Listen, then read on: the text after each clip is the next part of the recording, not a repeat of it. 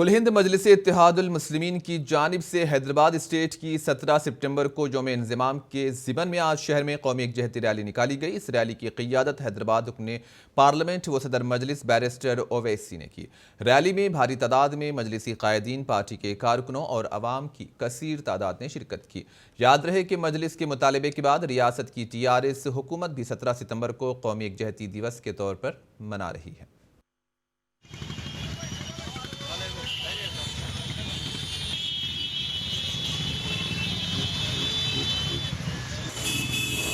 आगे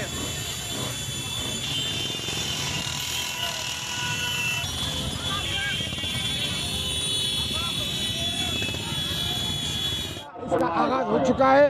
आज जो है जोक बजोक लोग हर कॉन्स्टिट्यूंसी से, हर मोहल्ले से, हर गली से यहाँ पर अपने अपने बाइकों को लेकर हाथ में तिरंगा थाम कर मजलिस इत्तेहादुल मुस्लिमीन के कारकुना कॉर्पोरेटर्स यहाँ जो पहुँच रहे हैं। रैली का जो है ईगलकुंडा जाएगी, जहाँ पर ये रैली जो है एक जलसेगा की शक्ल में तब्दील होगी, जहाँ पर नकीब मिल्लत सदर कुल हिंद मजलिस इत्तेहादुल मुस्लिमीन रुकन पार्लियामेंट की जो है का जो है खुसूसी खिताब होगा।